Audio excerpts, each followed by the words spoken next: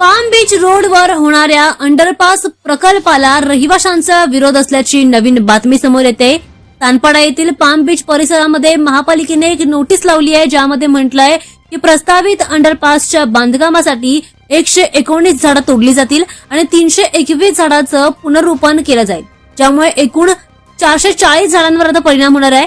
जर इतक्या मोठ्या प्रमाणात पर्यावरणाचं नुकसान होत असेल तर कोणत्या प्रकारच्या विकासाचं नियोजन केलं जात आहे असा प्रश्न आता रहिवाशांनी उपस्थित केलाय। सानपाडा पाम बीच रोड आणि सर्व्हिस रोडवर सध्या हिरवळ पसरलेली आहे आणि प्रौढ झाडांच्या रांगा देखील लागल्यात, ज्यामुळे हा परिसर आता चालणाऱ्या आणि फिटनेस उत्साहींना देखील एक आवडायला लागलाय। मात्र आता एक वेगळंच तणावाचं आणि भांडणाचं वातावरण या ठिकाणी निर्माण झालंय। नवी मुंबई महानगरपालिकेने वृक्ष संवर्धन कायद्याअंतर्गत कायद्यानुसार त्यांच्या अधिकार क्षेत्रातील झाडे तोडण्याच्या आणि पुनर्लावणीच्या प्रस्तावावर आक्षेप मागवण्यासाठी एक सार्वजनिक सूचना जारी केली आहे। मात्र यावर नागरिकांनी निषेध केलेला आहे।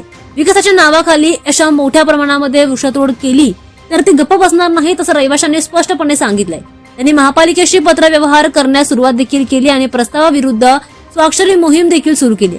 रहिवाशांचं शिष्टमंडळ 29 जानेवारीला वॉर्ड कार्यालयामध्ये अधिकाऱ्यांना भेटून निवेदन सादर करणार आहे आणि औपचारिक निषेध नोंदवणार आहे।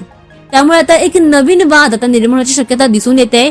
नाशिकच्या कुंभमेळ्याच्या झाड प्रकरणाच्या नंतर आता सानपाडाच्या या नवीन प्रोजेक्टचा मुद्दा जोर धरताना दिसून येतोय। त्यामुळे यावर काय निर्णय घेतला जाणार हे पाहणं महत्त्वाचं ठरणार आहे।